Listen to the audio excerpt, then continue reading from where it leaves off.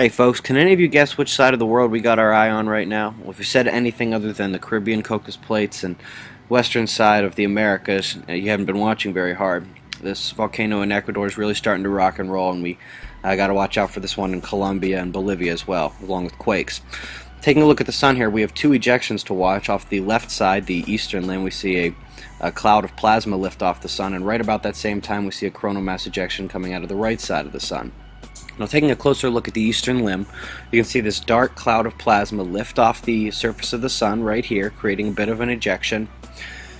And right after this occurs, over on the western limb of the sun, from the solar active region, we see there's a coronal mass ejection. Now, these things are pretty much happening right at the exact same time.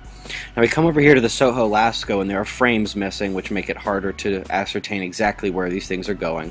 But this one frame right here really shows the scope, the breadth of the ejectorate. It's going everywhere, and there's a reasonable chance to think that this second one might be coming at Earth. Now, this is above the equatorial line of the sun and barely on the Earth-facing disk, but watch how the coronal mass ejection comes out of the solar active region.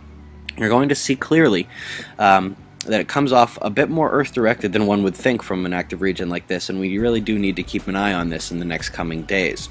Some of you got some good news when the stock market shot up yesterday on news that the Fed, well, not just the Fed, but other nations around the world are going to provide a safety net.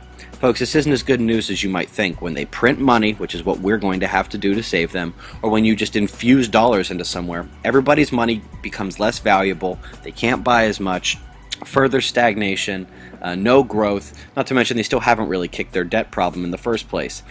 Many of you have seen on the mainstream news, they're actually talking about the possibility that they're putting in a brand new underground bunker in Washington, D.C. Now, these utility upgrades is what they're allegedly calling them, but they've been going on for years, and especially if, for those of you who believe that their underground bunkers were destroyed earlier this year, this wouldn't be all that out of the ordinary in terms of standard operating procedure for staying safe with the president.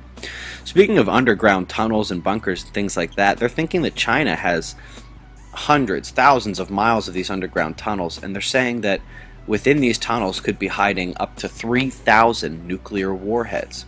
Folks, we've really been watching the Pakistan and Iran situation deteriorate. I guess you could throw Israel in there as well. Keep an eye on all of this, folks. Be safe.